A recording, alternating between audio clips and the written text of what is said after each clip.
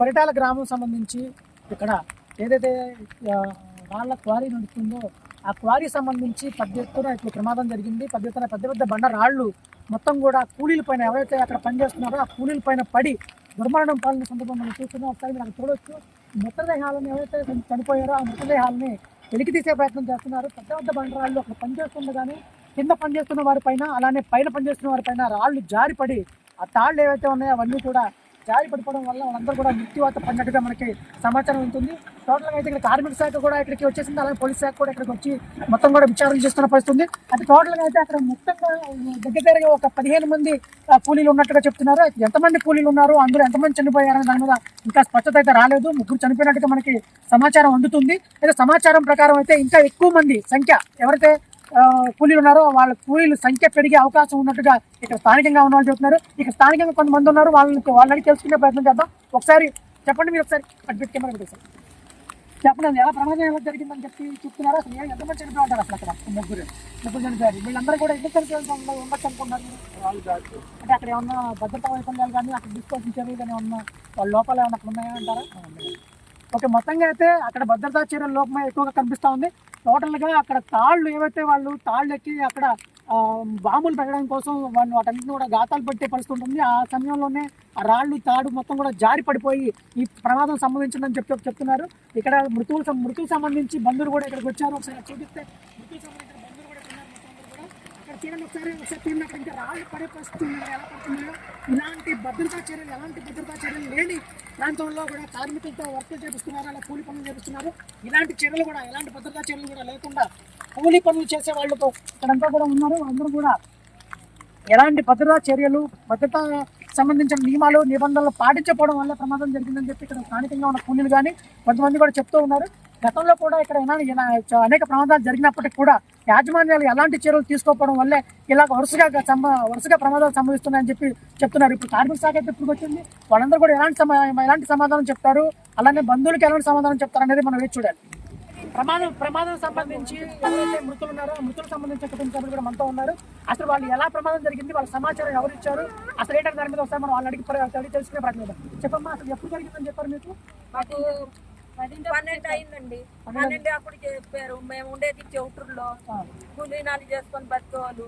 పొద్దునే వచ్చారు పని కాడికి. ఎప్పుడు చనిపోయేది ఏ ఇంటికి మనకు తెలీదు. మాకు 12 ఇంటికి కబురు తెలిసింది. అప్పుడు మేము వచ్చాము. వస్తే ఇంకా లాస్ట్ లేదు, ఏం సమాధానం చెప్పలేదు.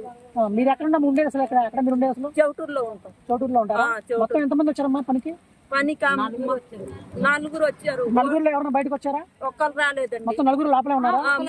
ఒక్కరు వచ్చారు, 3 చనిపోయారు. ఆ వచ్చిన ఆయన ఎక్కడ ఉన్నారమ్మా ఇప్పుడు?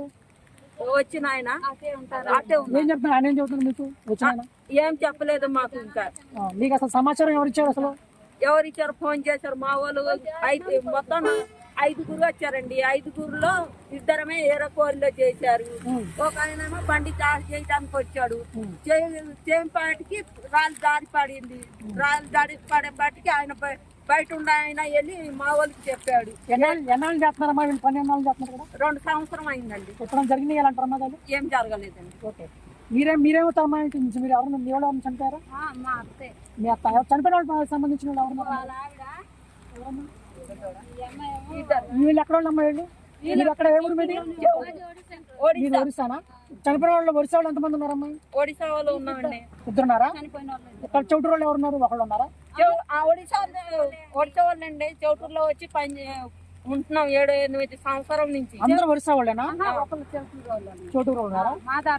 మీకు సంబంధించిన ఎవరు ఉన్నారా? ఆయన ఉన్నారు. చనిపోయిన వాళ్ళు ఉన్నారా? ఆయన ఎక్కడ పనిచేసేది? చనిపోయినట్టు చెప్పారా లోపల? చెప్పేశారా? ఓకే, మీకు ఎప్పుడు ఇచ్చారు సమాచారం? రమ్మని మీరు పొద్దున్నే ఎందుకు వచ్చారు? మీ వాళ్ళు పనికి ఎందుకు వచ్చారు? 7ంటికి వచ్చారు. మీకు సమాచారం 10ంటికి అందిందా? 12ంటికి చనిపోయారని చెప్పారా? ఓకే, అదే మొత్తంగా అయితే ఇక్కడ ప్రమాదం అయితే జరిగిన తర్వాత పొద్దున్నే 7 గంటలకి జీకొండూరు మండలం చౌటూరు నుంచి అక్కడికి పనికి వచ్చని చెప్తున్నారు. చాలా వరకు కూడా 3 మృతుల్లో కూడా 2 ఒరిస్సా వాళ్ళు, ఒకళ్ళు చౌటూరు సంబంధించిన వ్యక్తిగా చెప్తున్నారు. మొత్తంగా అయితే వీళ్ళందరూ కూడా పొద్దున్నే యథావిధిగా పనుల్లోకి వచ్చారు. పనుల్లోకి వచ్చిన తర్వాత ఈ ప్రమాదం జరిగిన తర్వాత ఈ ప్రమాదానికి సంబంధించిన సమాచారం వీళ్ళకి లేటుగా ఇచ్చారని, అలానే ఋతుకు సంబంధించి కూడా ఒరిస్సా వాళ్ళు 1 అలానే ఒకళ్ళు చౌటూరు సంబంధించిన వాళ్ళు ఉన్నట్టుగా మనకి స్పష్టంగా చెప్తున్నారు వాళ్ళు. ఫ్రీగా ఉండు. చెప్పు, ప్రమాదం ఎలా జరిగింది? పొద్దున్న ఎన్నింటికి వచ్చారు మీరు? ఇంకా అతను ఉన్నాడండి ఏం పేరు? పేరు తెలియదు. పొద్దున్న ఎన్ని గంటలకు వచ్చారు మీరు? పొద్దున్న ఎన్ని గంటలకు వచ్చారు? 8 వచ్చి 8 గంటలకు వచ్చారు. ఎలా జరిగింది? ప్రమాదం ఎలా జరిగింది? ఎలా జరిగిందంటే వాళ్ళు పైకి ఎక్కారండి. తాళ్ళు ఏదో ఊడిపోయి లూజ్ అయిపోయి పడిపోయినాయి అని చెప్పారు కదా. జరిగింది చెప్పు. నువ్వు అక్కడ ఉన్నావా? స్పాట్ లో ఉన్నావా? స్పాట్ లో ఏం జరిగింది అసలు చెప్పండి కొద్దిగా. పైకి ఎక్కారండి. బిల్డింగ్ అయ్యండి. పైకి ఎక్కి ఆ బాణం మీద రాళ్ళు ఉంటే అది రాళ్ళు జారిపోయిందా? ఓకే, మొత్తం ఎంతమంది ఉన్నారు లోపల రాళ్ళ కింద? ముగ్గురు ఉన్నారు. ఇంకెవరు ఉన్నారా కింద? మొత్తం ముగ్గురు. ఎవరెవరు ఎక్కడి నుంచి వచ్చిన వాళ్ళు? ముగ్గురు చెరుమాధవరం, చౌటూరు ఇద్దరు. చెరుమాధవరం అబ్బాయి ఒక అబ్బాయి, చౌటూరు వాళ్ళు ఇద్దరు. ముగ్గురు వరుస వాళ్ళ? ఆంధ్ర వాళ్ళు? ఓకే ఒకళ్ళేమో ఛత్తీస్గఢ్, ఒకళ్ళేమో ఒరిస్సా. ఓకే. ఆంధ్ర అతని పేరేంటబ్బా? దుర్గారాజు.